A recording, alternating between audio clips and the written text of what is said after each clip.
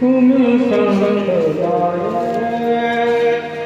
बाप पावंत तुम्ही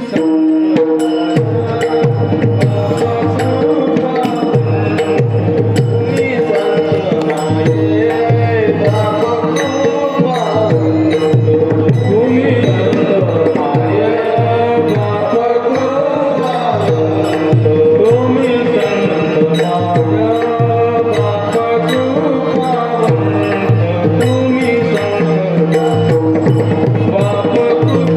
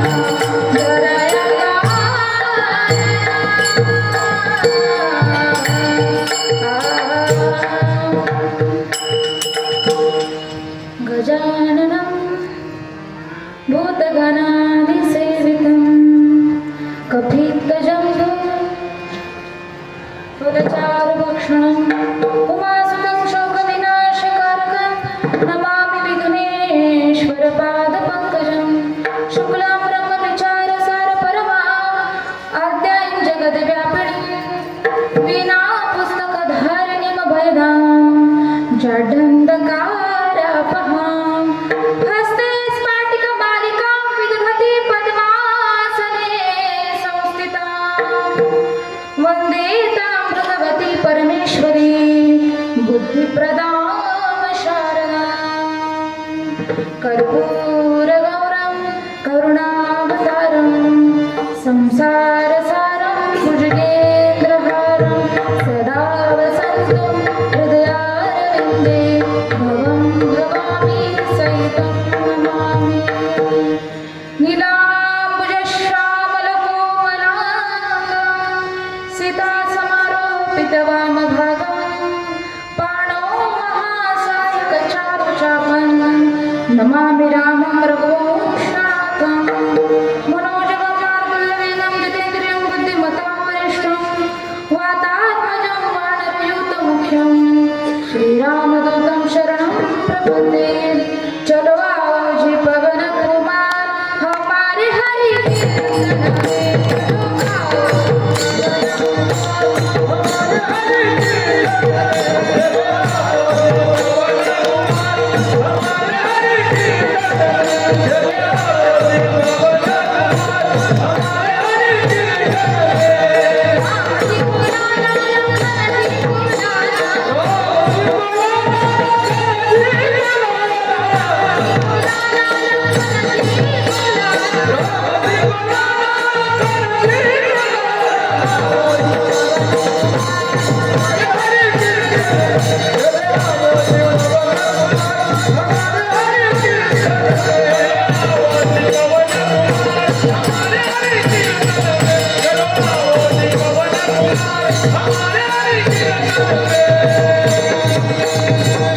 महायोगपीठे तटे भीमरथ्यं वरं पुण्डरीकाय दातुं विन्द्रे समागततिष्ठं ब्रह्मानन्दगन्धं परब्रह्मलिङ्गं भजे पांडुरंगं पांडुरंगावर प्रथम प्रमाण दुसरे चरण संतांची त्यांच्या कृपादाने कथेचा विस्तारू बाबाजी सद्गुरु दास तुकालंकापुरी रम्य सिंहासनस्थं पदं भोज तेजस्प्रति प्रदेशं विदिन्द्रादिदैवैसरसूयमाणं समाधि समृद्धिं भजे ज्ञानदीपं ॐ नमो ज्ञानेश्वरा करुणाकराय दयाळा तुमचा अनुग्रह लागलो पावड झालो चरा नमो सद्गुरु तुकया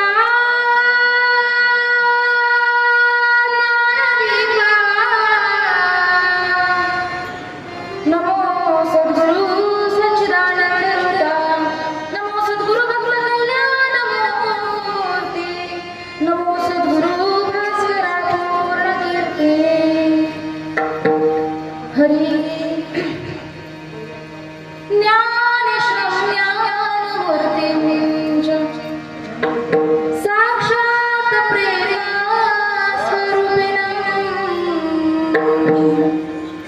नामदेवं च दयामूर्ति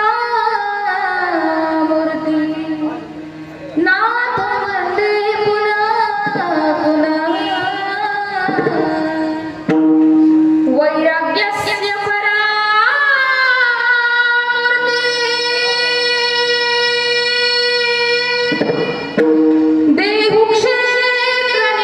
देहुक्षेत्रनिवासिना तुकाराम महाराष्ट्र भक्तराज चतुष्टकम् जयांची केल्या स्मरण होय सकल विद्येचे अधिकरण तेचे बंधू श्रीचरण श्री गुरूंचे नमस्कार ओणी आता ब्रह्मानंदं परमसुखदं केवलं ज्ञानमृती द्वंद्वातीतं गगनसदृशं तत्त्वमस्यादिलक्षणम् एकं नित्यं विमलमचलं सर्वधी साक्षीभूतं भावातीतं त्रिगुणरहितं सद्गुरुं तं नमामि सेवेलागी सेवक झालो सेवेलागी सेवक झालो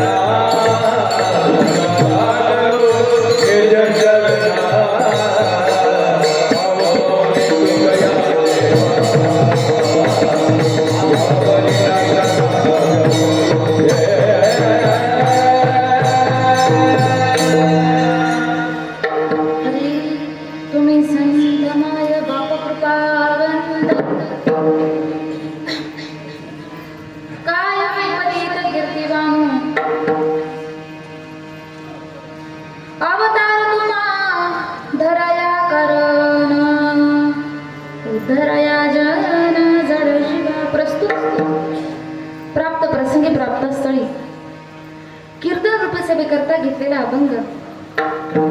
महान भगवत भक्त या जगाच्या पाठीवरती जगद्गुरु पदवी प्राप्त असणारे, कारण या विश्वामध्ये जगद्गुरु पदवी ही कोणालाही सहज बहाल केलेली नाही. जगद्गुरु पदवी प्राप्त असलेल्या या वारकरी संप्रदायामध्ये ज्यांना कलशस्थानी पाहिलं जातं, आदर्शाने पाहिलं जातं.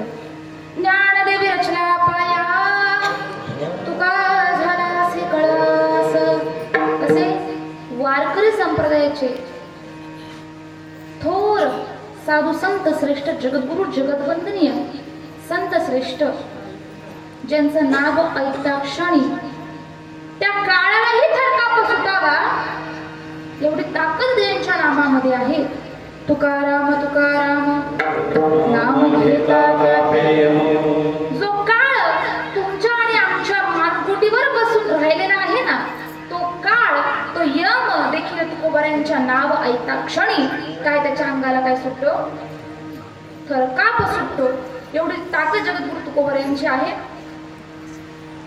जीवन जगत असताना आलेले अनुभव ते अभंगाच्या माध्यमातून, अभंगाच्या रूपात त्यांनी निर्माण केली, त्याची रचना केली. आणि आज त्याच ज्या पंचमवेद आपण ज्या गाथेला संबोधतो, अशा गाथेतील, पवित्र अशा गाथेतील संतपर प्रकरणातील अभंग असून आज या प्रस्तुत सेवेकरता नव्हे तर या द्वितीय दिवसाचं कीर्तन पुष्प माझ्या वाट्याला प्राप्त झालं आणि त्या निमित्तानं ही आजचा जो घेतलेला अभंग प्रस्तुत सेवेकरता घेतलेला आहे. विठ्ठल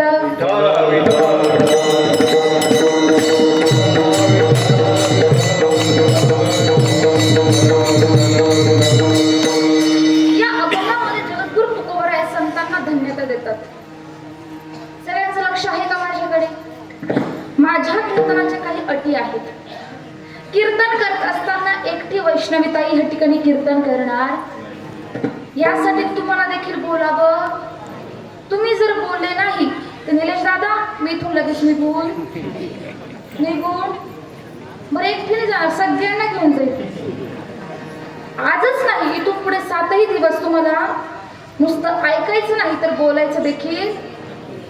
तुम्हाला धरून नाही आणले ना, धरून आणलं नाही तुम्हाला, मनाने आले ना, आवडीने आले ना, मग तुम्ही काय करायचं आहे, बोलत जायचं. बरं,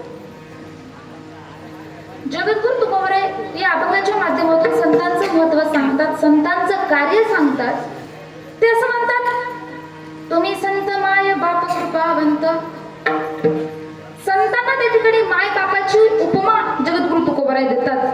नवे तर इथवर थांबत नाही, कृपावंत देखील हा शब्द त्यांना लावतात. म्हणतात की तुम्ही कसे आहात, कृपावंत आहात, तुम्ही माझे कसे आहात, माय बाप आहात. तुमची कीर्ती इतकी आहे की मी इतका पतित आहे, तुमची कीर्तीचा उल्लेख किंवा कौतुक मी माझ्या मुखाने करू शकत. आपला गावचा रामगडी सांगत नाही बरं, अधिकार संपन्न असले जगद्गुरु तुकोबाराय असं म्हणतात, स्वतःला पतित समजतात आणि म्हणतात काय मी पतित कीर्तिवाणू. त्या ठिकाणी अवतार कार्य, संतांचं अवतार कार्य प्रतिपादन करतात. दुसऱ्या चरणामध्ये म्हणतात, अवतार तुम्हा धराया कारण. अहो तुम्ही जन्माला येतात, पण कोणासाठी येतात, उद्धाराया. काय हे तुम्ही नाही बोलायचं, हे बोल. उद्धाराया, वा वा, उद्धाराया जन. तुम्ही जन आणि जड जीवांचा उद्धार करण्याकरता तुम्ही अवताराला येतात.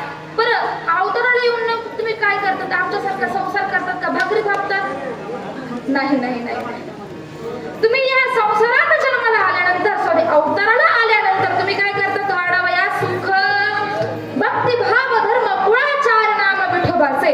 तुम्ही भगवान परमात्म्याचं कार्य करण्याकरता येतात. एवढं भरभरून जगद्गुरु तुकोबाराय, इकडे लक्ष द्या, इकडे लक्ष द्या, एवढं तोंड भरभरून जगद्गुरु तुकोबाराय संतांचं कौतुक करतात. आणि कौतुक करत असताना शेवटी उपमा कशाची देतात, चंदनाची उपमा देतात. तुका म्हणे गुण चंदनाच्या अंगी, तैसे तुम्ही जगी संत जन विठ्ठल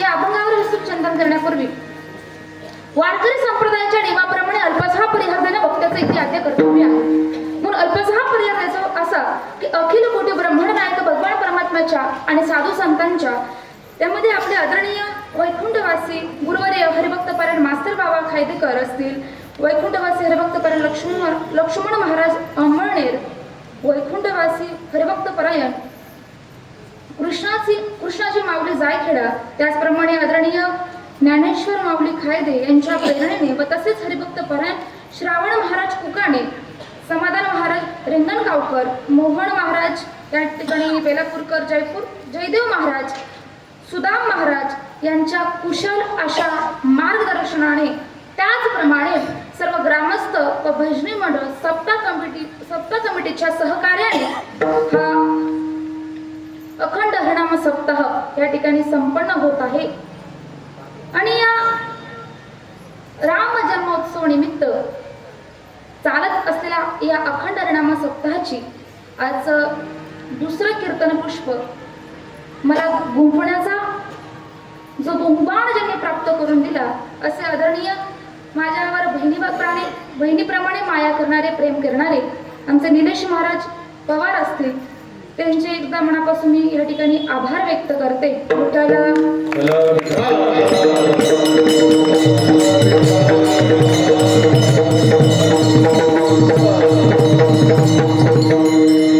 खऱ्या अर्थाने ज्याप्रमाणे देव आणि भक्त यांची भेट घालून देण्याकरता कोणाची आवश्यकता असते? संतांची आवश्यकता असते. त्याचप्रमाणे या दहिवाळ गावातील सर्व ग्रामस्थांचं, सर्व तुम्हा लोकांची भेट घालून देण्याचं काम देखील माझ्या सावता महाराजांनी करून दिले. बरं, नाहीतर मी या गावात आले नसते. कारण सांगते, कोळगावला कीर्तन होतं बाबा, कीर्तन करून आले आणि आल्यानंतर काहीतरी थंड घ्यावं, कारण उन्हाचे दिवस होते. मी म्हटलं कुठेही मालेगाव म्हटल्यानंतर कुठेही जसं मंदिर वगैरे दिसलं तिथे आपण काहीतरी शांत थंडगार पाणी पिऊ, नाही का? म्हणून मी सांगितलं, दादा गाडी घ्या बाजूला, तर सुंदर असं मंदिर दिसतंय. मला माहित नाही मंदिर कोणतं काय कसं, पण मंदिर छान दिसतं. आपण मंदिराजवळ थांबू.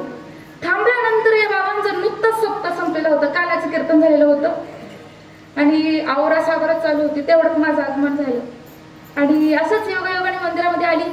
निलेश दादांची भेट झाली आणि सांगितलं, ताई तुम्ही कुठल्या? म्हटलं नाशिकची. असं तसं वार्तालाप झाला, सर्व बोलणं वगैरे झालं आणि त्यांनी सांगितलं, ताई अहो आजचाच सप्ताह झाला आमचा.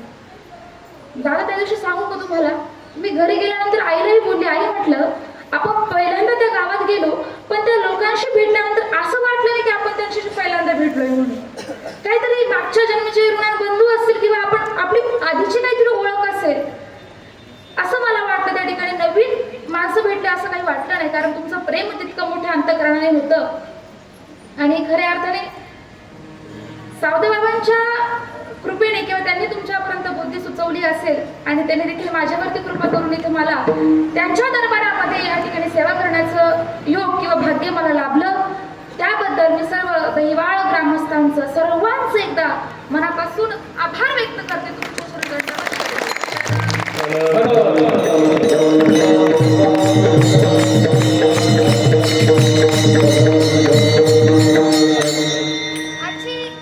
आजची कीर्तनरूपी सेवा ज्यांच्या स्मरणार्थ या ठिकाणी आहे, कैलासवासी सुरेश चबुलाल पवार यांच्या द्वितीय पुण्यस्मरणानिमित्त म्हणजे बाबांची सेवा देखील माझ्याकडे करण्याचा योग मला लाभला. त्यांच्या निमित्ताने श्री निलेश सुरेश पाटील यांच्याकडून आजची कीर्तनरूपी सेवा या सप्ताहामध्ये, या कीर्तनामध्ये ज्यांची उत्तम अशी साथ लाभते असे गोड गळ्याचे धनी हरिभक्त परायण गायन गंधर्व गायनाचार्य आमचे हरिभक्त परायण भास्कर महाराज, एकदा जोरदार बाबांसाठी टाळ्या. खूप गोड आहात बाबा, अशी साथ तुमची राहू द्या.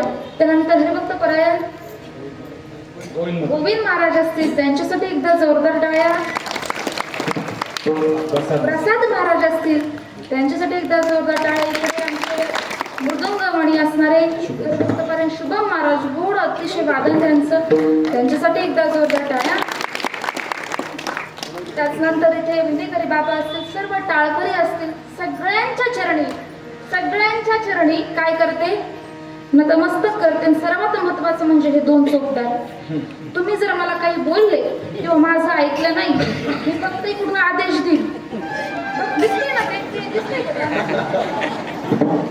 बसेल बाबा, पुढच्या सप्ताहापर्यंत उठणार. बघा मग तुम्हाला आता बोलायचं की नाही बोलायचं. बरं थोडे आयराणी पण जमत बरं मला. पूर्ण यस नाही पण पोटापुरती यस. हा त्याच्यामुळे थोडं आयरन बोलण्याचाही प्रयत्न करेल. सुंदर आमचे चौधर बाबा असतील, त्याचप्रमाणे ज्यांच्या हार्मोनियमवर संवादिनीवरती सुंदर असे हात बिरबिर येतात म्हणजे सुंदर असे स्वर बाहेर पडतात. बा मला स्वराचं काहीच कळत, मला काहीच कळत. सेम आहे का? अरे बाबा आदरणीय बाबा तुमचं पंढरनाथ, जोरदार टाळ्या बाबांसाठी.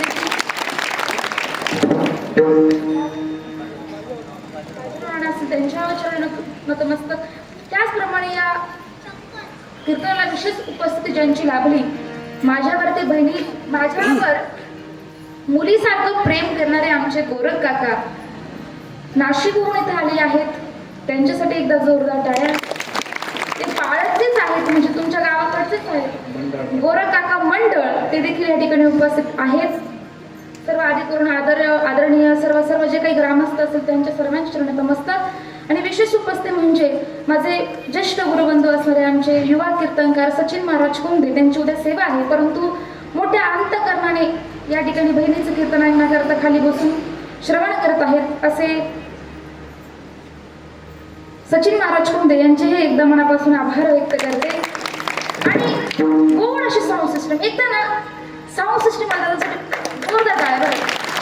खूप खूप गोड साऊंड सिस्टम, खूप गोड. पहिले वक्रतुंड म्हणत असतानाच खुश झाली बरं बाबा मी. खूप सुंदर अशी साऊंड सिस्टीम तुमची. आता तुम्ही म्हणताय आम्ही काही मोठं पाप केलंय का? एवढ्या बहुसंख्येने आम्ही उपस्थित राहिलो ना, आमचं नाव नाही घेतलं बाबा. असतं बरं कीर्तनात नाव नाही घेतलं म्हणून लोक बोलायचे बंद झाले. हो बोलते नाही लोक. घर त्यांची बायको नाव घेत नसेल पण कीर्तनकाराकडून मात्र फार अपेक्षा. जाऊ द्या कोणाकडनं करणार, आपल्याकडनंच करणार आहे की नाही. परंतु तसं तुम्ही नाही बरं. असे गोड दिसणारे तुम्ही, मस्त टवटवीत दिसत आहात तुम्ही. महेशाच्या मूर्ती असे सर्व श्रोतूवर्ग. कारण बघा श्रोतू नसेल तर वक्त्याला किंमत, वक्ताला किंमत. जसं नवऱ्याशिवाय बायकोला बोलत चला, कारण आपली लेडीज पार्टी बरं भक्कम आहे तर मोठ्या संख्येने आहे बरं. जर बायको नसेल तर नवऱ्याला किंमत आहे का? मी आधी काय सांगितलं, बोलत चला. बोले नाही तर बघा बरं. बायकोशिवाय नवऱ्याला किंमत आहे का? नवऱ्याशिवाय बायकोला किंमत आहे का? तसं तुमच्याशिवाय मला किंमत आहे का? नाही. विठ्ठल विठ्ठल. तुमच्याशिवाय श्रोतेशिवाय वक्त्याला वक्ता पण नाही. म्हणून सर्वात महत्वाची भूमिका तुम्ही साकारणाऱ्या सर्व बहुसंख्येने वेळात वेळ काढून तुम्ही या ठिकाणी कीर्तन श्रवणा करता आलात. तुमचं एकदा मनापासून आभार व्यक्त करते, तुमच्या चरणी दंडवत करते. इथं आमचे शूटिंगवाले दादा बसले आहेत, त्यांच्याही चरणी ते फॉलो सबस्क्राईब काय असेल ते बी करून घ्या सर्वांच्या चरणी. त्याचप्रमाणे सावता बाबांच्या चरणी नतमस्तक होते आणि कीर्तनाला सुरुवात करते. विठ्ठल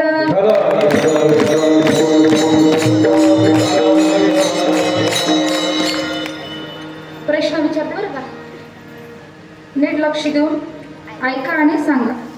सप्ताह कशा निमित्त आहे? निलेश दादा शेवटची वर्णन बरं. सप्ताह कशा निमित्त आहे? बोला चला.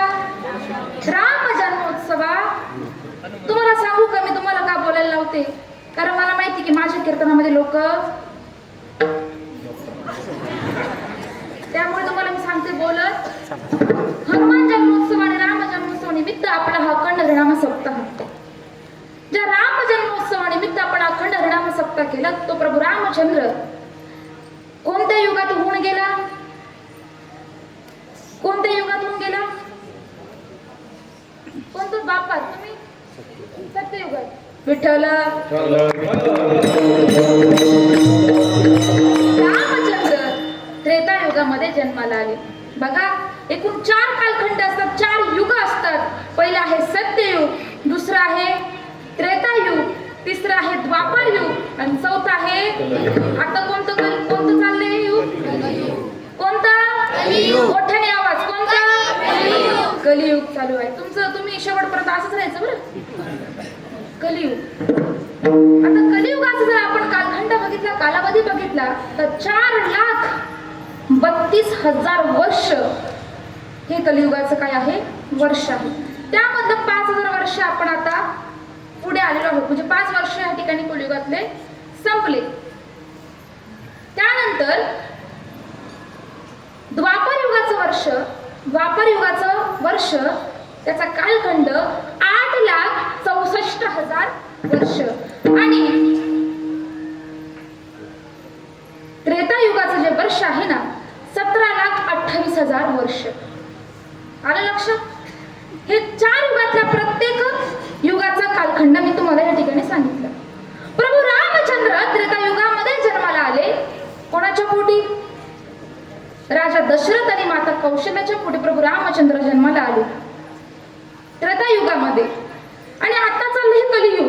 अनेक म्हणजे लाखो वर्ष झाली तेव्हा प्रभू रामचंद्र जन्माला आले. परंतु अजून सुद्धा आपण तेवढ्याच आनंदाने, तेवढ्याच उत्साहाने, भक्तीने, भावाने आपण प्रभू रामचंद्राचे जन्मोत्सव आपण काय करतो? प्रत्येक घराघरामध्ये, मंदिरामध्ये काय करतो? साजरा करतो. नवे तर आपल्याकडनं ती करून घेतली जाते. नवे तर ते आपली हिंदू संस्कृती आहे, हिंदू परंपरा आहे. कोणी इथपर्यंत आणली होती परंपरा? एवढा प्रदीर्घ कालखंड आहे, लाखो वर्ष झालेली आहेत. बघा, आपल्या घरात एखादा मनुष्य गेल्यानंतर 5-6 वर्ष त्याचं पुण्यस्मरण होतं, नंतर होत. परंतु प्रभू रामचंद्र एवढे लाखो वर्ष झाले अवताराला आले, अवतार कार्य केले आणि निघून गेले, तरी देखील आपण आनंदाने, उत्सवाने त्यांचे जन्मोत्सव आपण साजरा करतो. कारण साधू संतांनी ते परंपरेचा बोध घेऊन त्यांनी आपल्यापर्यंत तो सण, तो उत्सव या ठिकाणी आपल्यापर्यंत आणला. कारण हिंदू धर्मशास्त्राप्रमाणे साधू संत, मुनी, महात्मे, अनेक ऋषी मुनींनी हा सण उत्सव साजरा केला आणि पुढच्या पिढीला तो बहाल केला आणि तो उत्सव आपल्यापर्यंत आपण म्हणतो ना, हा उत्सव आपण साजरा करतो कशा करता? अहो, पिढीनपिढी हा उत्सव आपल्याला साजरा करण्यात आपली काय आहे? परंपरा आहे. सांगण्याचं तात्पर्य इतकं आहे की साधू संतांनी हा राम जन्मोत्सव आज ह्या कलियुगामध्ये, ह्या क्षणामध्ये साजरा करण्याचा उद्देश तरी काय? आपण एवढा मोठा खर्च केला, ठिकठिकाणी राम जन्मोत्सव साधू संतांनी सांगितल्याप्रमाणे आपण साजरा करतो. कशा करतो? साधू संतांचा उद्देश काय असेल? साधू संतांचा उद्देश काय असेल? कधी आपण याचा विचार केला का? जर साधू संतांचा उद्देश किंवा प्रयोजन आपल्याला समजत नसेल तर कितीही राम जन्मोत्सव तुम्ही साजरा करा, तुम्ही फक्त पंक्तीत जेवल्याशिवाय जेवणच करणार, त्याच्यातला अर्थ जाणून घेणार. कारण संत महात्मे जेव्हा कधी कोणतंही कार्य करतात, कोणतंही त्या ठिकाणी कृती करत असतात ना, त्या कृतीमागे फार मोठा अर्थ दडलेला असतो. कारण संतांना अपेक्षित असतं की प्रभू रामचंद्र त्रेतायुगामध्ये ज्या पद्धतीने जगले, ज्या पद्धतीने त्यांचं आचरण होतं, अगदी त्याचप्रमाणे या कलियुगामध्ये देखील त्यांच्यासारखं आपण आचरण करावं, त्यांच्याप्रमाणे आपण वागावं, त्यांचा आदर्श आपल्या जीवनात घ्यावा, ही अपेक्षा साधू संतांची आहे. विठ्ठल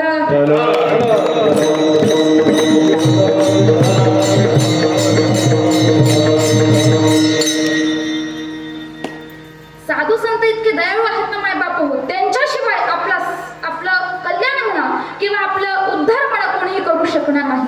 कारण जगाच्या कल्याणा संतांच्या विभूती, जगाच्या कल्याणा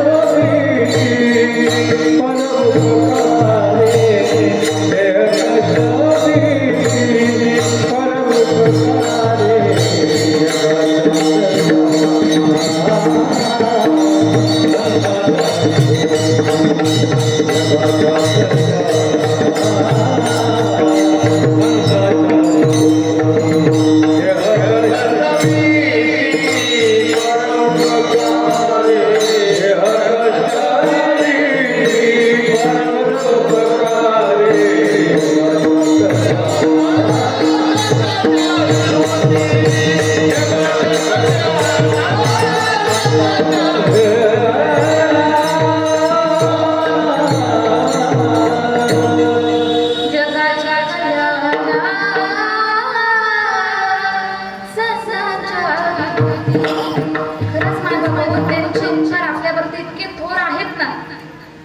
मला सांगा, इथं बसलेल्यांपैकी रामायण कुणाला माहित नाही हो? रामायण तुम्हाला माहिती आहे का? आणि ज्यांना रामायण माहित नाही असा तो हिंदूच असू शकत नाही. जो हिंदू धर्माचा पाईक असेल, जो खऱ्या अर्थाने धर्मनिष्ठ असेल ना, त्याला खऱ्या अर्थाने आपला हिंदू धर्मशास्त्रातील जे दोन महाग्रंथ आहेत, एक रामायण आणि एक महाभारत, हे दोन ग्रंथ त्याला माहित नाही असा एकही हिंदू सापडणार नाही. कारण का? ते देखील उपकार आपल्या साधू संतांचे आहेत. वाल्मिकी ऋषींनी जर रामायण लिहिलंच नसतं तर तुमच्या आमच्यापर्यंत रामायण आलं असतं का? आलंच नसतं. कारण एवढे उपकार कोणाचे आहेत आपल्यावरती? संतांचे आहेत. संत आहे ना माझे बाप हो.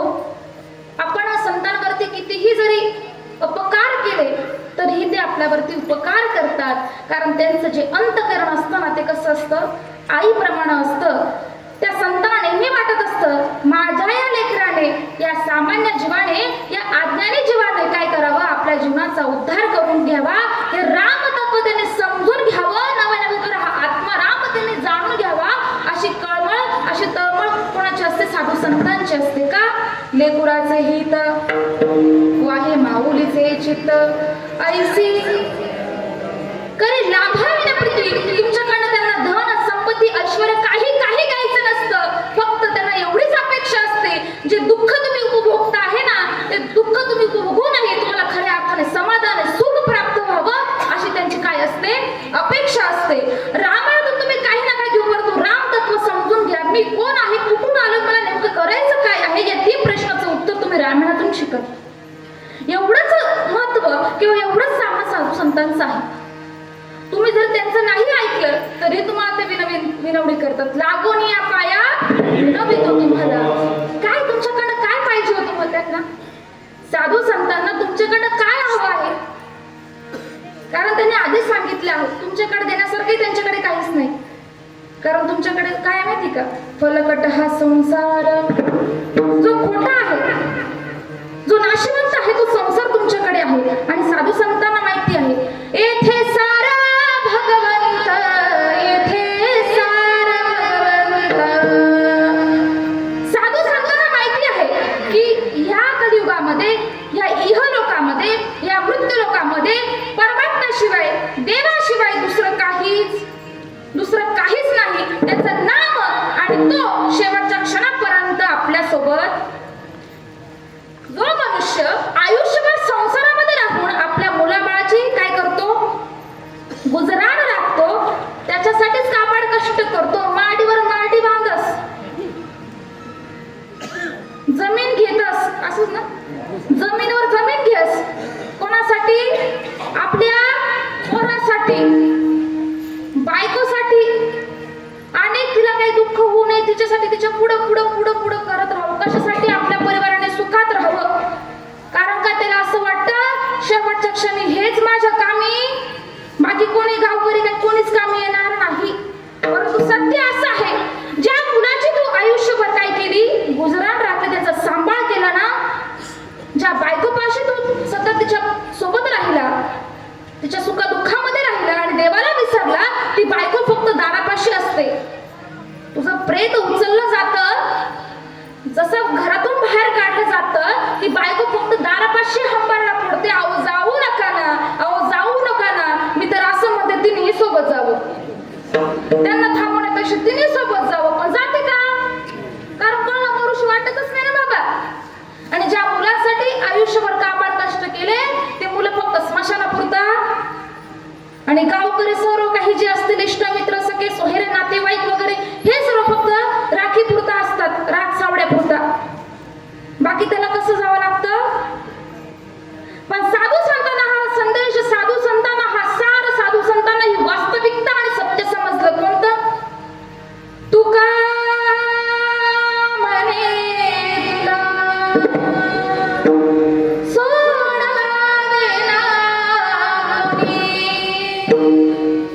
साधू संतांना समजलं माय बापू, त्यांना समजलं.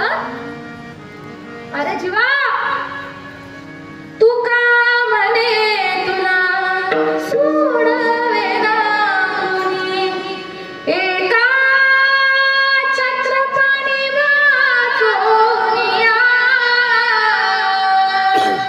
एका चक्रपाणी वाचोनिया, वाचोनिया. म्हणून साधू संत तुमच्या आमच्या मनाला उपदेश करतात. नको नको म्हणा गुंतू माया जाळी.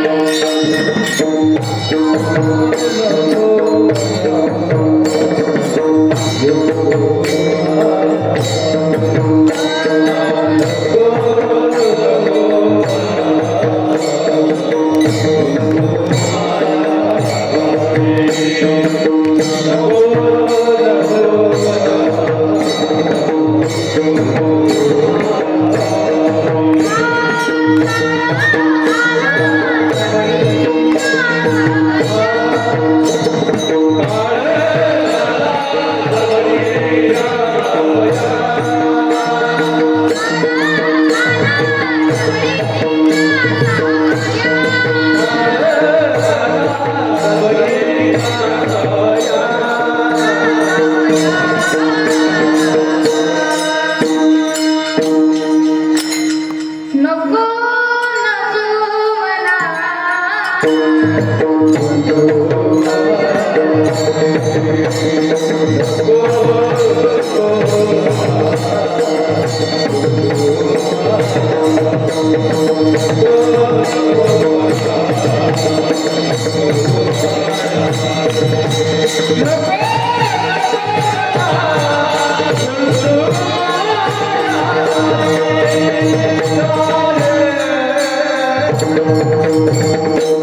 माय बाबा 84 वर्ष येऊनपासून तुम्ही आम्ही नुसतं तुम्हीच नाही, मी सुद्धा 84 लक्ष व्यक्ती फक्त या जन्म आणि मृत्यूच्या या संसारामध्ये आम्ही भरकटतोय. या जन्मात सुख भेटलं नाही, मग वासना तशी शिल्लक राहिली. मनामध्ये मोल विक्षेप आवरण ह्या सर्व दोष त्या ठिकाणी निर्माण झाले आणि या वासनेमुळे जन्म घेणे लागे. वासनेच्या संगे जी अंतकाळी तुमची वासना शिल्लक राहते तीच परत तुम्हाला जन्म घ्यायला लावते. असं आपण कैक जन्म घेतले, कैक आपण त्या ठिकाणी एक एक जन्म, कोटी कोटी फेरा, मग लागे वारा मनुष्य देहाचा. असं अनेक जन्म आपण घेतले तेव्हा कुठे आपल्याला हा नरदेह प्राप्त झाला. आणि या नरदेहात आल्यानंतर काय साधायचं आहे आणि हा नरदेह भगवंतांनी कशा करता दिला आहे हे फक्त आमच्या साधू संतांना समजलं. अहो साधू संतांनी तुम्हाला हे सांगितलं का पायी तीर्थयात्राच करा, वाऱ्याच करा. तुम्ही केदारनाथ बद्रीनाथ मध्ये गेले नाहीत ना, तुम्हाला देवाची प्राप्ती होणार. अहो तुमच्या गावाचा, आमच्या गावाचा, आपले अरण गावाचे असणारे संत भूषण असणारे आमचे सावता महाराजांनी कुठे रावण परमार्थ केला हो? हा ते कुठे गेले होते का? हाच योग करावा लागेल, हेच तप करावं लागेल, हीच ध्यान करावं लागेल, हीच साधना करावी लागेल. वारे केल्याशिवाय जमणार नाही, देवाला 108 बेलपत्र वाहिल्याशिवाय जमणार नाही. असं कधी त्यांनी केलं का? त्यांच्या चरित्राचा अभ्यास केल्यानंतर समजतं. ज्या प्रपंचामध्ये ते संसार प्रपंच करत होते, उदरनिर्वाहासाठी शेती व्यवसाय करत होते, त्यांनी त्यामध्ये कामामध्ये काम आणि काही म्हणा राम राम, त्यांनी कुठेही त्या ठिकाणी वारी वगैरे केली नाही, परंतु एकच मनाशी निश्चय केला, ठाईच बैसोनी रायक चित्त आवडी अनंत आळवावा. त्यांनी आपलं हृदय, आपलं चित्त इतकं शुद्ध केलं होतं, मायबाप इतकं शुद्ध केलं होतं, आपली भक्ती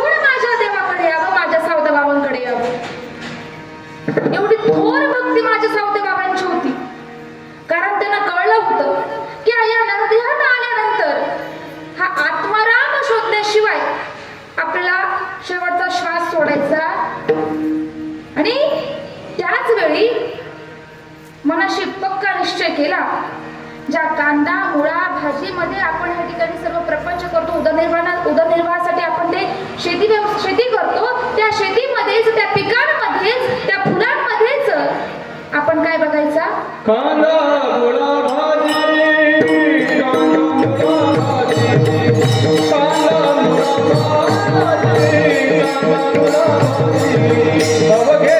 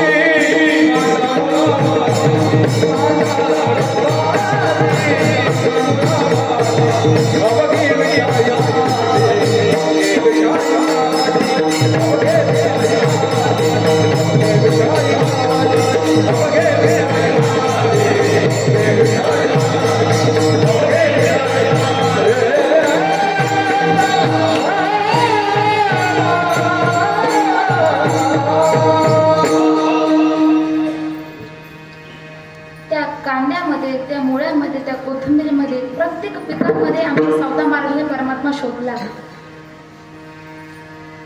इतकं नामस्मरणामध्ये तल्लीन राहायचं, इतकं नामस्मरणामध्ये तल्लीन राहायचे की त्याची सवय त्या पिकांना देखील झालेली होती. सावता महाराज जेव्हा पिकांमध्ये यायचे, त्या शेतीमध्ये यायचे, शेतामध्ये आल्यानंतर ते पिकं सुद्धा जेव्हा सावता महाराज त्या ठिकाणी भजन म्हणायचे, प्रभू रामचंद्राचं नामस्मरण करायचे, भगवान पांडुरंग परमात्म्याचं नामस्मरण करायचे, तेव्हा ते पिकं सुद्धा डोलायची. एवढी ताकद आमच्या सावता बाबांच्या भक्तीमध्ये होती. आणि या भक्तीचं फळ काय झालं माहिती का? साक्षात भगवान परमात्मा, त्यांना कुठेही जाण्याची आवश्यकता नाही. सर्व वारकरी पंढरपुराला गेले आणि साक्षात विटेवरचा पांडुरंग परमात्मा माझ्या सावत्यांच्या साठविला दाता त्रैलोक्या,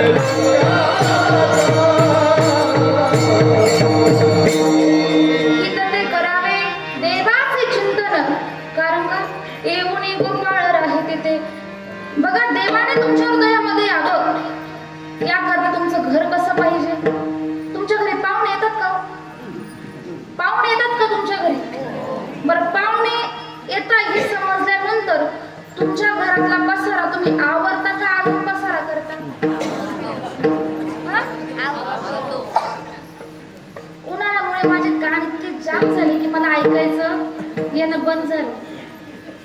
मग तुम्ही म्हणताय आमच्या उत्तरामध्ये आले तर दवाखान्यात जायचं. मोठ्याने बोला.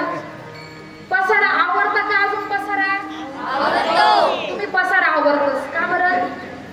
पाहुणे अशी तीस त्यांनी बसायला पाहिजे, त्याचं समाधान वाटणं पाहिजे, हे की नाही? मग ज्याप्रमाणे संसारिक लौकिक अर्थाने जर आपण विचार केला, व्यवहारामध्ये आपण विचार केला, तर एक साधा पाहुणा आपल्या घरी आल्यानंतर आपण आपलं घर इतकं स्वच्छ करतो का त्याला समाधान वाटावं, त्याला आनंद वाटावं. मग त्रैलोक्याचा धनी तुमच्या घरी यावं, तुम्हाला जर असं वाटत असेल तर तुमचं घर कसं पाहिजे? स्वच्छ पाहिजे. मग चित्त तुमचं निर्मळ पाहिजे, स्वच्छ पाहिजे. तुमचं हृदय मोठ्या अंतःकरणाने कसं असलं पाहिजे, व्यापक असलं पाहिजे, संकुचित पाहिजे ना, त्यामध्ये तुमचे दोष असले पाहिजे ना. जे 6 विकार आहे ते विकार तुमच्या हृदयामध्ये असता कामा नये. जोपर्यंत तुमचे हे विकार जात नाही तोपर्यंत संत महात्मे तुमच्या हृदयामध्ये येणार. मग हे विकार तुम्हाला जर घालवायचे असतील, कोणी जर आपल्याला आर्य म्हटलं तर आपण काय म्हणतो, कार्य. कारण तुमच्या हृदयामध्ये काय आहे, अहंकार आहे, क्रोध आहे. हा क्रोधच तुम्हाला शांत बसू देत नाही. मग जोपर्यंत हे विकार तुमच्या हृदयातून जात नाही, कारण भगवान परमात्म्याला एवढा क्रोध, एवढा अहंकार सुद्धा चालत.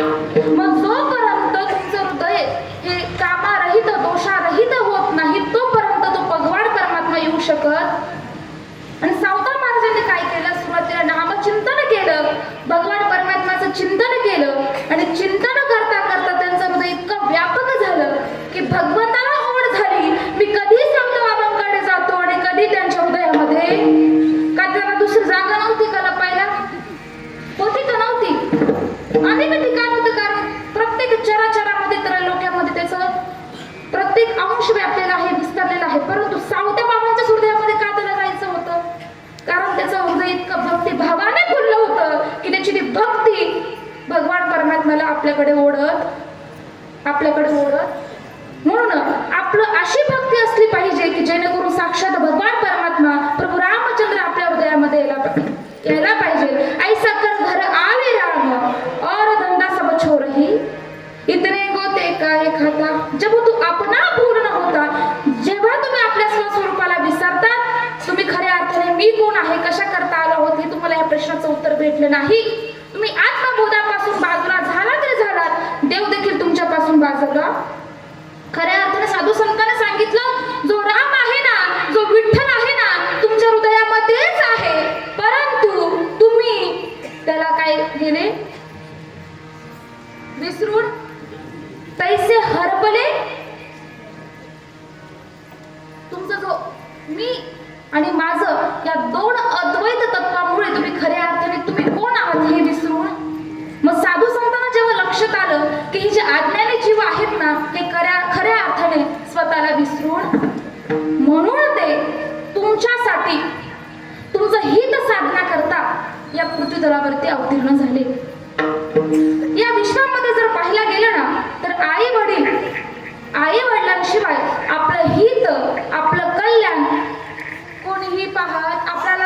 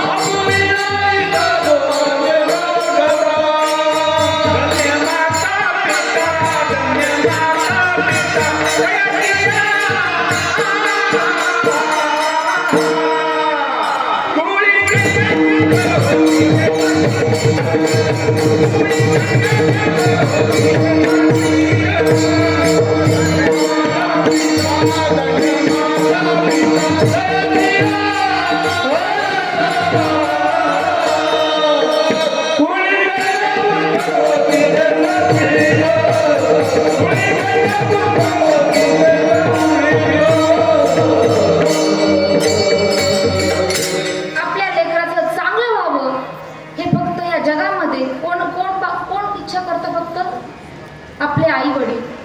मग तसंच जसं संसारामध्ये आपले आई वडील आपल्या लेकराचं हित पाहतात, तसं परमार्थामध्ये देखील साधू संत कसे आपले हित बघतात. कारण त्यांना आपलं दुःख बघवलं गेलं, येतो कळवळा म्हणून या. त्यांना आपलं दुःख बघवलं गेलं नाही.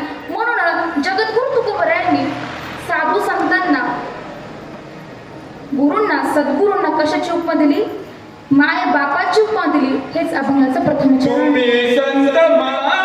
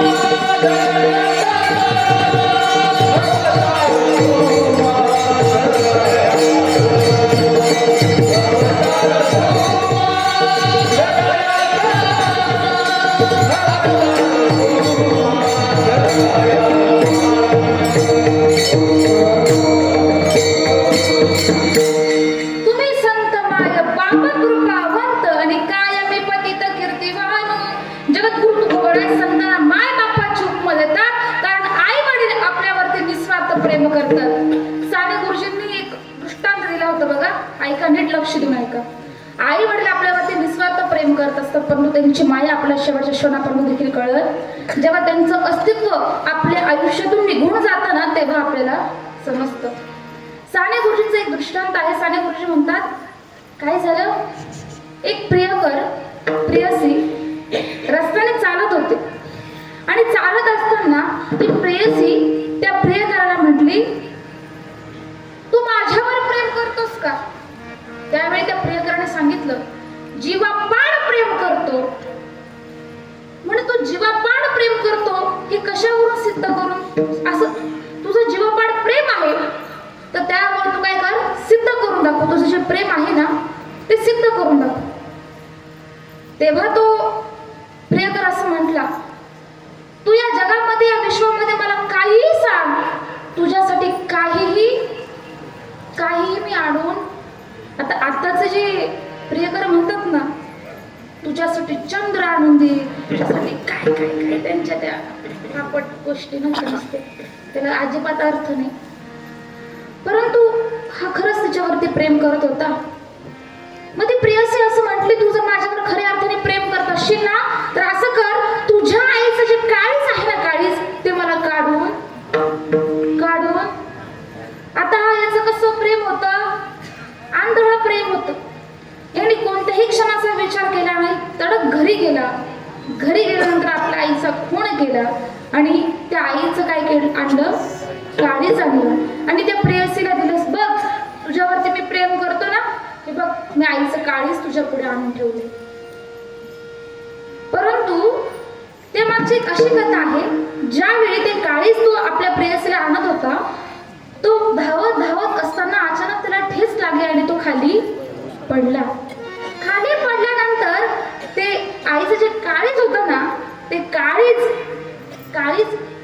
त्या काळजामधून असा आवाज आला, बाळा, ए बेटा, तुला लागलं नाही ना रे, तुला लागलं नाही ना रे.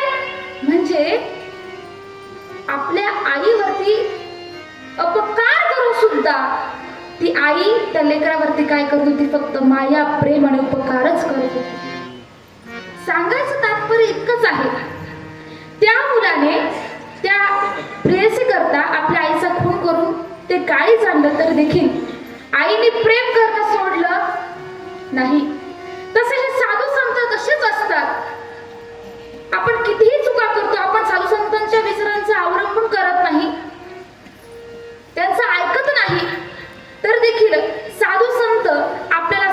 शिवाय राहत. त्यांचं हृदय कसं आहे, आईसारखं आहे, वडिलांसारखं आहे. आपण कितीही त्यांच्यावरती अपकार केले तरीही साधू संत उपकार करत असतात. माऊली चरित्र जर आपण नीट अभ्यासलं ना तर विसोबा खेचरांसारखे जे शास्त्री बुवा होते त्यांनी माऊलींवर अनेक प्रकारे काय केला, अन्याय केला. ज्यावेळी ते भिक्षा मागायला जायचे त्यावेळी त्यांच्या जोडीमध्ये त्या जे कोणी पीठ वगैरे काही अन्नधान्य देत असतील त्यामध्ये विसोबा खेचर काय करायचे, पीठ माती खडे वगैरे त्या पिठामध्ये टाकत असायचे. अनेक पद्धतीने त्या चारही भावंडांना त्या विसोबा खेचरांनी काय केलं, अनेक पद्धतीने त्रास दिला. माऊली ज्ञानोबा सोळ की पुळ करून सोडलं. ज्यावेळी माऊली ज्ञानोबांना मांडे खाऊशी झाले तेव्हा मुक्ताईने खापर आणलं, पण विसोबा खेचरांनी ते खापर देखील तोडून टाकलं. आणि त्यांची गंमत म्हणून खिडकीमध्ये पाहू लागले. त्यावेळी माऊली ज्ञानोबांनी आपल्या योग सामर्थ्याने जठराग्नी पेटवला आणि त्यावर आमच्या मुक्ताबाईंनी काय केलं, मांडे केले. हे संपूर्ण दृश्य आमचे विसोबा खेचर त्या खिडकीमध्ये बसून पाहत आहे. तेव्हा खऱ्या अर्थाने माऊली ज्ञानोबरायांची जी स्थिती होती, माऊली ज्ञानोबरायांचे जे काही अधिकार होता त्यावेळी विसोबा खेचरांना समजला आणि त्यावेळी ते शरण गेले.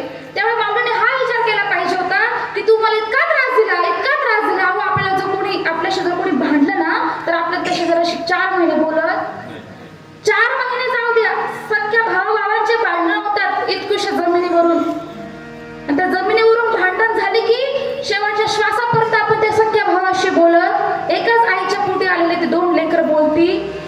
एवढं आपलं त्याबद्दल काय होतं, तिरस्कार निर्माण होतं. मग संतांच्या ठिकाणी देखील तिरस्कार निर्माण व्हायला पाहिजे होता की तुम्हाला एवढा त्रास दिला, आता मी तुला जवळ करणार नाही, तुला मी शरण येऊ देणार नाही. परंतु तरी देखील त्यांच्या योग्यतेचं बनवलं माऊली ज्ञानोबरांनी.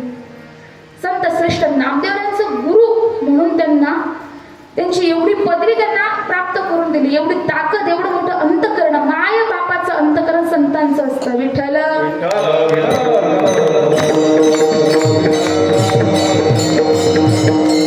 त्यांना तुमच्याकडनं काही अपेक्षा नसते. म्हणून साधू संतही तुम्हाला आम्हाला म्हणतात तुम्ही भक्ती करतात ना तर निरपेक्ष वृत्तीने भक्ती करा. देवाकडे काहीच मागू, देवाकडेच तुम्ही काहीच मागितलं नाही ना तर देव तुमच्यावरती प्रसन्न होईल. मला सांगा, तुम्हाला मी आता काही प्रश्न विचारते कारण प्रत्येकाला झोप येते असं दिसतंय मला. बरं, तुम्हाला म्हटलं ना माझ्या कीर्तनामध्ये प्रत्येकाला झोप येते. चला तुम्हाला एक प्रश्न विचारते. मला सांगा, तुमच्या घरी पाहुणे येतात का? तुम्ही म्हणाल ताई कीर्तनाच्या पहिल्यापासून तुम्ही सारखा एकच प्रश्न विचारता, तुमच्या घरी पाहुणे येतात का? ताई मग असं करा, तुम्ही गावातच राहणार, बघा ना आमच्या घरी येतात की नाही येतात. बरं, तुमच्या घरी सकाळी एक पाहुणा आला, नीट लक्ष देऊन ऐका बरं. तुमच्या घरी सकाळी एक पाहुणा आल्यानंतर त्याने तुमचं त्या ठिकाणी खुशाली विचारली का, हो ताई कसं वाटतंय तुम्हाला, बरं वाटतंय ना, आपली आत्या कशी आहे, तात्या कशी आहेत, पोरं बाळ कशी आहेत, तुम्ही त्याची खुशाली विचारली आणि अतिथी देवाप्रमाणे तुम्ही त्याला काय केलं, जेवण वगैरे सर्व दिल्यानंतर त्याचा योग्य तो सत्कार केला आणि गेल्यानंतर त्याने सांगितलं अशीच काळजी असं ज्यावेळी तुमच्यासाठीच आलो होतो, तुमची तब्येत कशी आहे विचारणा करताच तुमच्यासाठी मी आलो. सगळं काही करून झालं आणि त्या पाहुण्याला तुम्ही आता निरोप देतात. ते घराच्या बाहेर येऊन तुम्ही त्या पाहुण्याला निरोप दिला. आता परत या बरं का पाहुणं, परत आणि जरा लवकरच या असं तुम्ही कोणाला सांगितलं? सकाळच्या येणाऱ्या पाहुण्याला सांगितलं. सकाळ झाली, आता दुपार झाली. दुपार झाल्यानंतर परत तुमच्या घरी पाहुणे आले. सकाळच्या पाहुण्याप्रमाणे त्याला तुम्ही जेवण दिलं, सर्व खुशाली विचारले, त्याने खुशाली विचारली आणि विचारल्यानंतर त्याने सांगितलं आका जरा ऐकस का, थोडी अडचणशी, एखादा ₹1,00,000 मदत करशील का?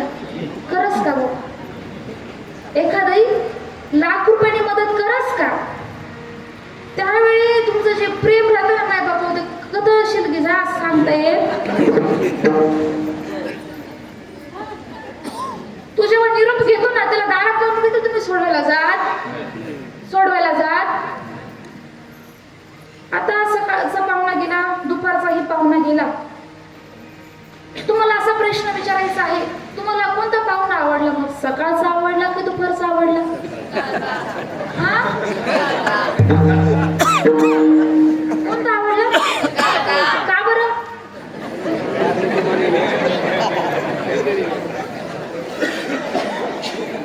उत्तर सांगा, का बरं? सकाळचा पाहुणा तुम्हाला का बरं आवडला? काय काय? त्याने काही? तुम्ही तुमच्याशिवाय भामटे कोणीच? तुमच्यासारखे भामटे या जगात? तेच म्हटलं, जर दुपारचा पाहुणे म्हटले असते ना, मी आज साहित्यच मुक्काम केला असता. घेतल्याशिवाय गेलीच. म्हणजे जो पाहुणा तुमच्याकडे काहीच मागत नाही, तो पाहुणा तुम्हाला. आणि तो अखिल कोटी ब्रह्मांड नायक असणारा भगवान परमात्मा, त्याला तुम्ही असा वाटीभर प्रसाद देता आणि पाटीभर मागतात, तुम्हाला शोभत का? नैवेद्य तुमचं कसं असतो? एवढी चांकीवर सारखी पोळी, एवढा भात, त्यावर वरण, तेवढं एवढं वरण. असं तुम्ही असं वाटीभर त्याला नैवेद्य दाखवतात आणि पाटीभर त्या भगवान परमात्म्याकडे मागतात. पण काय मागतात? तुका म्हणे ना शिवंतासाठी देवा सगळे तुटे पाडितोसी. त्या देवाकडे प्रार्थना करतात, देवा माझ्या मुलाला मूल होऊ दे, माझा बंगला होऊ दे, माझी गाडी होऊ दे. म्हणजे काय मागतात? नाशिवंतच मागतात. असं नाशिवंतच देवाकडे मागितलं तर तुमची भक्ती देवापर्यंत पोहोचली जात. ज्याप्रमाणे बँकेत पैसा टाकला आणि टाकल्यानंतर जर इकडे या बाजूला जर एका बाजून जर तुमचा खर्च होत असेल तर बँक बॅलन्स राहील का? जर तुम्ही पुण्यकर्म करता ते, भजन करता ते, नामस्मरण करता ते, पण एका साईडने तुम्ही काय करतात? नाशिवंताची मागणी करतात, देवा मला हे दे, ते दे. देव का तुमचा रामगडी नाहीये, तुमचंच पुण्य घेतो. घेसी देवा तुमच्याकडनं घेतो, असं घेतो ना, असं. चतुरांचा शिरोमणी हुशार येतो, त्याला माहिती तुम्ही लब्बाडे असेल. मला पाहुणा सकाळचा आवडतो, दुपारचा आवडत नाही म्हणाला. त्याला देखील जो निस्वार्थ पद्धतीने भक्ती करतो, देवाकडे काहीच मागत नाही ना, तो भक्त देवाला. मग साधू संतांनी हेच सांगितलं. शेवटी आई वडिलांचं अंतःकरण साधू संतांचं सांगितलं. तुम्हाला जर भक्ती करायची असेल तर कशी करा? निस्वार्थी भक्ती करा. आणि हेच सांगण्याकरता साधू संत अवताराला येत असतात. अभंगाचं द्वितीय चरण. अवतार तुम्हा धराया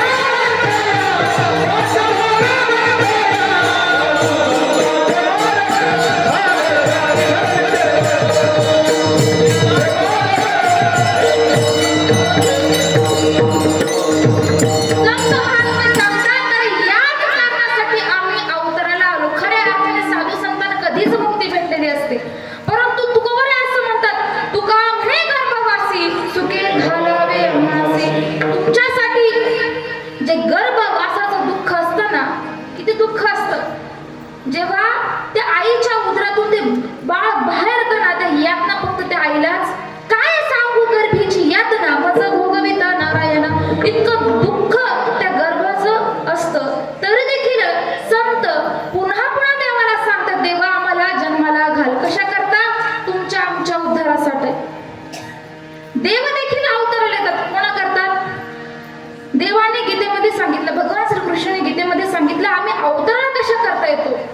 यदा यदा हि धर्मस्य ग्लानिर्भवति भारत अभ्युत्थानमधर्मस्य तदात्मानं सृजाम्यहं परित्राणाय साधूनां विनाशाय च दुष्कृतां धर्म संस्थापनार्थाय संभवामि युगे युगे. प्रत्येक युगामध्ये मी जन्माला येतो. कशा करता?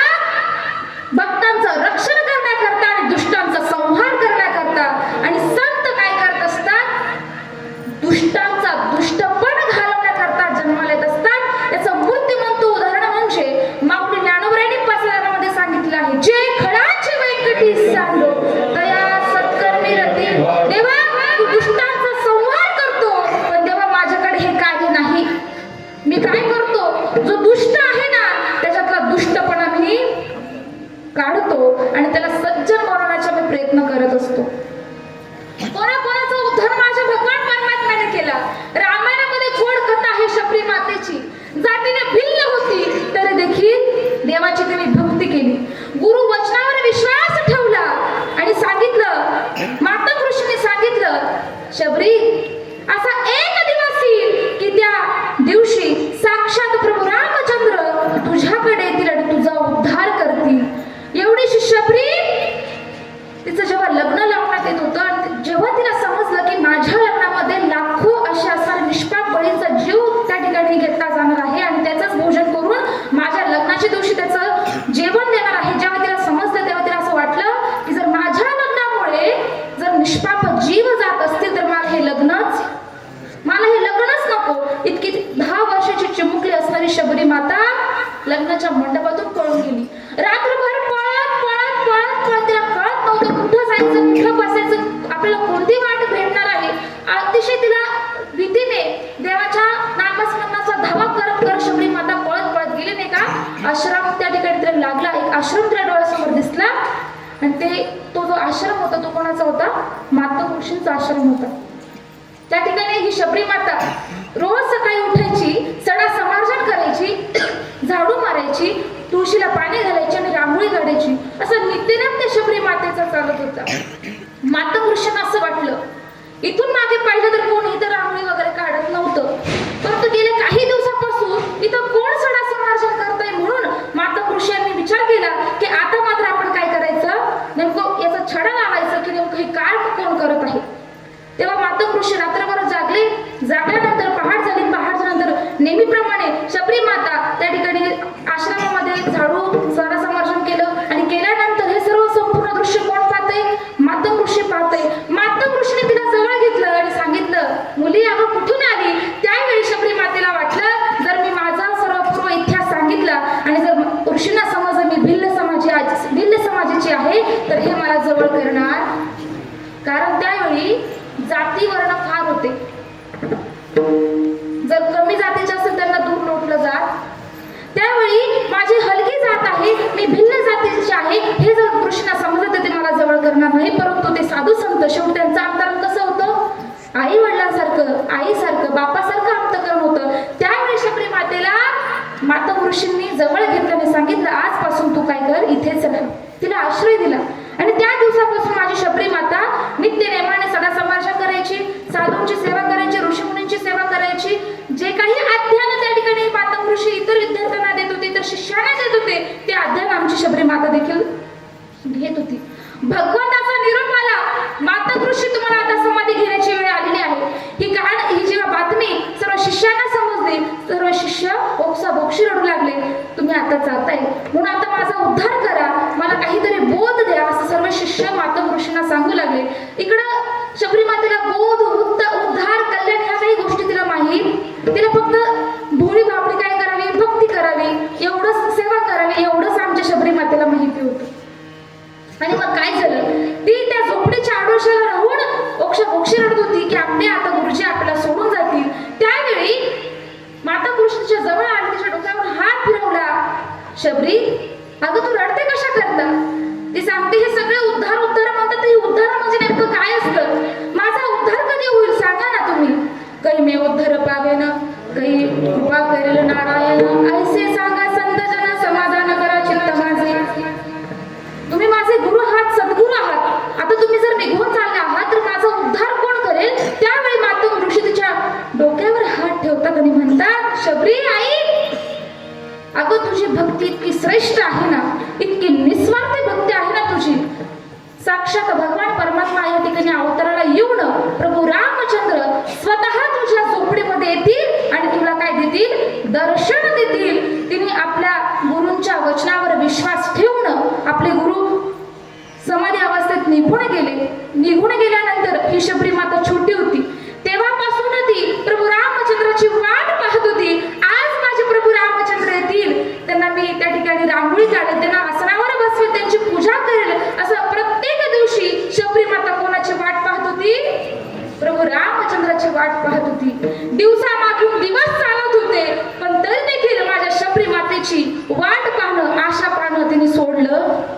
बाकीचे लोक हसायला लागले. अगं कुठं तो अयोध्येचा राजा ना, कुठं तू भिल्ल समाजाची? अगं तो राजा काय तुला दर्शन द्यायला करता येणार?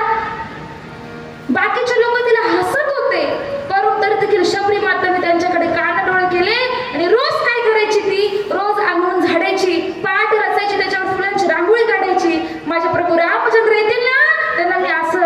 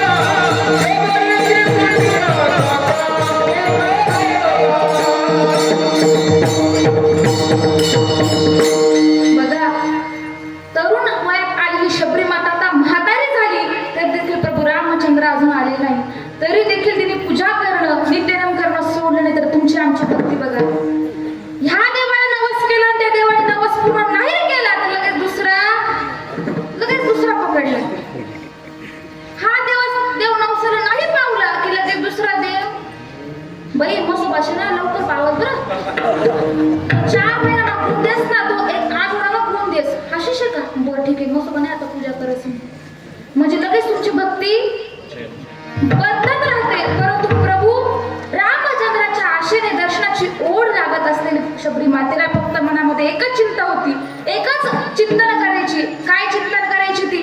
हरी प्रभू रामाने दर्शन द्यावे. आता शबरी माता तरुण वयात, आता तरुण वय संपूर्ण आता ती म्हातारी झाली, तर देखील रामाविषयी असणारं तितिक्षा, रामाविषयी असणारं प्रेम तिचं कमी झालं नाही, तर उलट वाढत वाढत गेलं. आणि माझी शबरी काय म्हणते? प्रभू रामाने दर्शन द्यावे, प्रभू रामाने दर्शन द्यावे. गातो मुखी हरिनाम, हरिनाम, गातो मुखी हरिनाम, अंतरी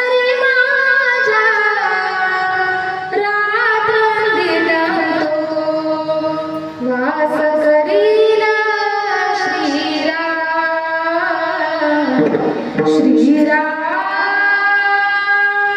श्रीराम श्रीराम प्रभू श्रीराम. शेवटपर्यंत माझ्या शबरी मातेने त्या प्रभू रामचंद्राचं चिंतन केलं. अहो काही काही रूपाने तिला अप्रत्यक्ष त्याने साक्षात्कार केला तरी तिला असं वाटायचं काय आहे हा माझा भ्रम आहे. परंतु उजळाले भाग्य आता आणि आता अवघी चिंता वारली. धन्य आज दिन संत दर्शनाचा त्याने आनंदाचा क्षण गेला. आता खऱ्या अर्थाने प्रभू रामचंद्रांचं आगमन त्या ठिकाणी होणार होतं. आता खऱ्या अर्थाने माझ्या शबरी मातेची भक्ती फळायला येणार होती. खऱ्या अर्थाने तिची तितिक्षा तिची प्रार्थना तिची वाट पाहणं आता संपणार होतं. कारण मेरे झोपडी के भाग आज खुल जाएंगे राम आएंगे. बोला मेरे झोपडी के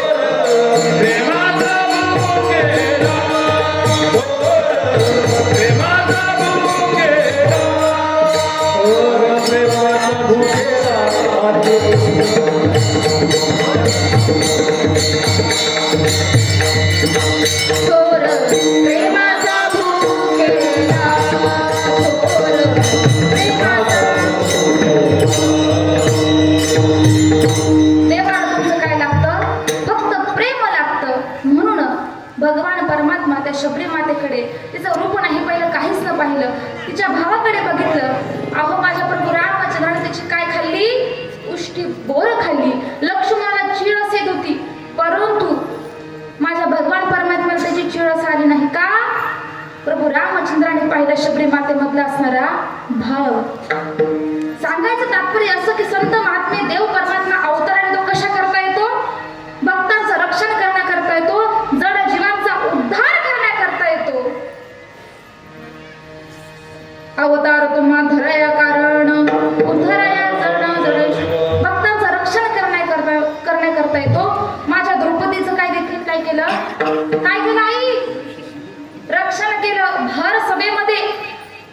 दुःशासनाने माझ्या द्रौपदीला तिचं केस वडत वडत त्या सभा मंडपामध्ये आणलं आणि आणल्यानंतर दुर्योधनाने सांगितलं, अरे त्या द्रौपदीची काय ओढ, साडी ओढ. आणि त्यावेळी आमच्या दुःशासनाने भावाची आज्ञा पाळून द्रौपदीची साडी ओढली. साडी त्या ठिकाणी तिची इज्जत त्या ठिकाणी काढू लागला. त्यावेळी द्रौपदीने हाक मारली, सगळ्यांकडे पाहिलं.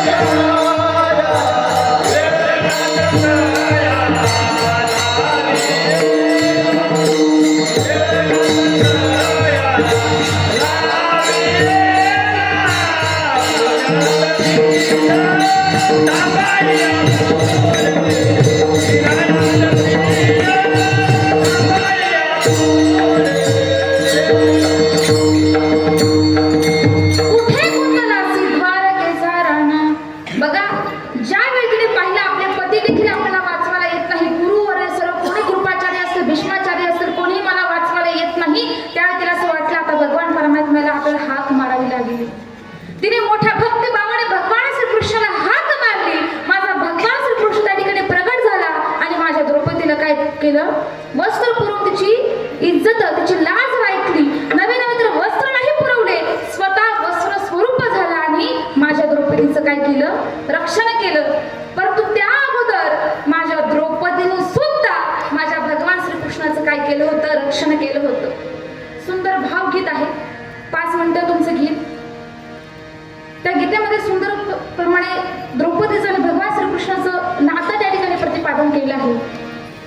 हरी भर जरी ग पितांबर दिला फाडून, भर जरी ग पितांबर दिला फाडून, द्रौपदीसी बंधू शोभे नारायण, द्रौपदीसी बंधू शोभे नारायण. देवाने वस्त्र का पुरवलं ते पुढे ऐका. बोट श्री हरीचे कापले बांधायाची ढीलवर दे, सुभद्रा बोलले शालूनी पैठणी फाडून काढू, चिंधी तुम्हासी पाठची बहीण झाली वैरीण, द्रौपदीसी बंधू शोभे नारायण. बघा, सुभद्राची होती ना ती सख्खी बहीण होती भगवान श्रीकृष्णाची. पण ज्या क्षणाला माझ्या भगवान श्रीकृष्णाचं बोट कापलं, कापल्यानंतर सुभद्रेला वाटलं की एवढं भरजरी पितांबर मी घातलेलं आहे, एवढी भरजरी शालू घातलंय, तू फाडू कस काय, असा विचार कोणाला आला, सुभद्रेला आला. परंतु रक्ताच्या ना पाठीची कोण, फक्त प्रेमाने बांधलेली असणारी द्रौपदी भगवान श्रीकृष्णाची बहीण, भगवान श्रीकृष्णाने बहीण मानलं होतं. ज्या क्षणाला माझ्या भगवान श्रीकृष्णाचं बोट कापलं, त्या क्षणाला माझ्या द्रौपदीला हळहळ झालं. तिने आपण काय घातलं, किती महागडी साडी घातली, किती महागडा शालू घातलाय, तिने कसल्याही प्रकारचा विचार नाही केला. आपली चिंदी, आपली साडी फाडली आणि चिंदी रूपाने माझ्या भगवान श्रीकृष्णाला बोटाला तिने, आणि तेच ऋण फेडण्याकरता माझा भगवंत वस्त्र रूपाने तिचं रक्षण केलं. विठ्ठल साधू संत अवतरणाचा कशा करतात, उद्धाराया जण जड जीवा, अजून कशा करतात, वाढावया सुख भक्ती भाव धर्म कुळाचारणा मग विठोबाचे. भगवान परमात्मा रक्षण करण्याबरोबर दुष्टांचा संहार करण्याबरोबर धर्माची स्थापना करण्याकरता येतात. आता खऱ्या अर्थाने धर्म म्हणजे काय, खऱ्या अर्थाने आता हिंदू धर्म टिकण्याची, हिंदू धर्माचं रक्षण करण्याची आपली नितांत गरज आहे. आता हिंदू धर्माचं जर रक्षण करायचं असेल तर आधी माणसाने माणसात राहिलं पाहिजे. जर माणसाने माणसाप्रमाणे वागलं ना तर हिंदू धर्म वेगळा टिकवण्याची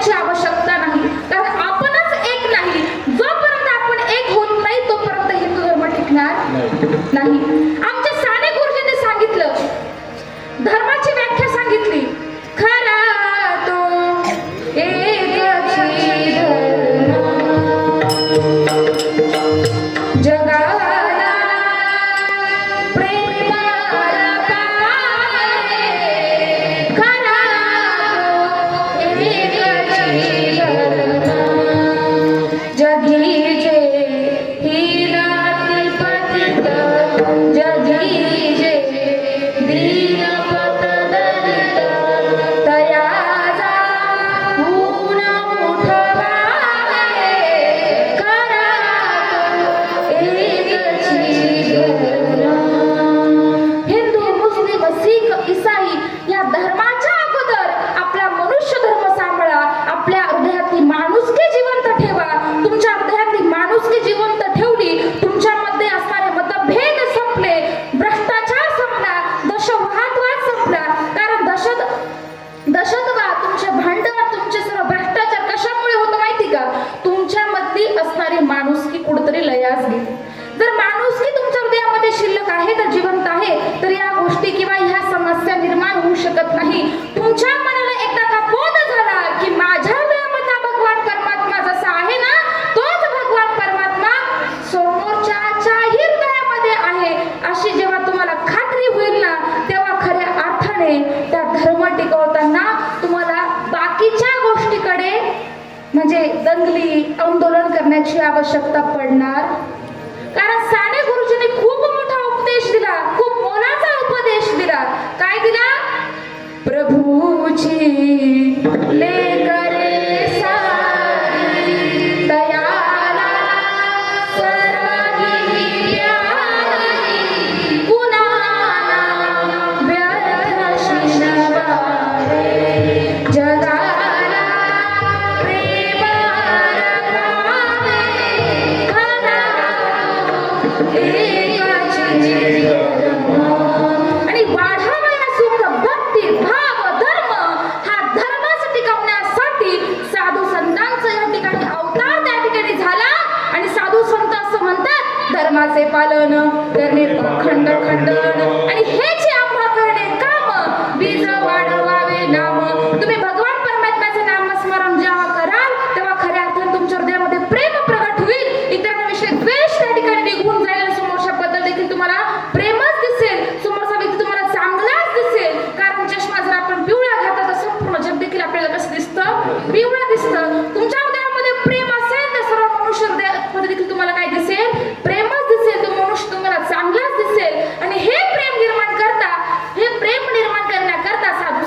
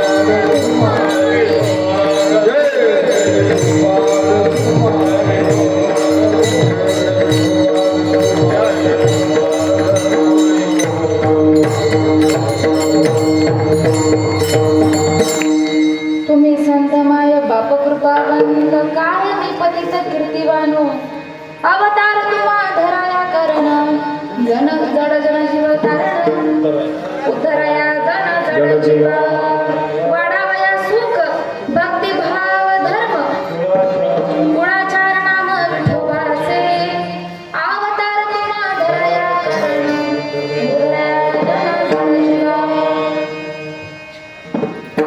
जगद्गुरु तुकोबाराने 3 चरणामध्ये संतांचं कार्य संतांचं महत्व संतांचं हृदय कसं आहे त्या पद्धतीने या ठिकाणी मांडण्याचा प्रयत्न केला. त्याचप्रमाणे संत हे कसे असतात हे शेवटच्या चरणात जगद्गुरु तुकोबाराय अवतार तुम्हा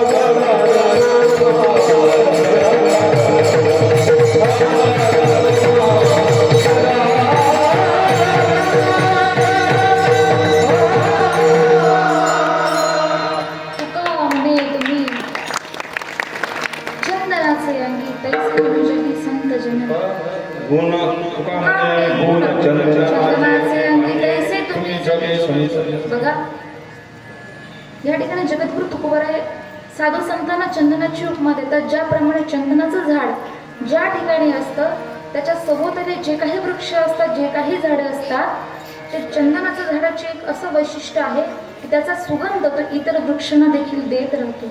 अगदी त्याचप्रमाणे संतांना तुकोबराने तीच उपमा दिली. आहोत संत व मायबाप, तुम्ही अगदी तसंच आहात. तुम्ही देखील इतरांना तुमच्या पदी बसवतात नवे नवे, तर तुम्ही त्यांना सच्चिदानंद रूप प्राप्त करून ती पदवी बहाल करतात. एवढं तुमचं उदार अंतकरण आहे. ज्याप्रमाणे परीस लोखंडाला सोनं बनवतं परंतु परीस बनवत नाही, परंतु संत ज्यालाही स्पर्श करतात, मग त्याप्रमाणे नेत्राने, स्पर्शाने, आलिंगन देऊन अनेक पद्धतीने त्यांना आशीर्वाद देतात.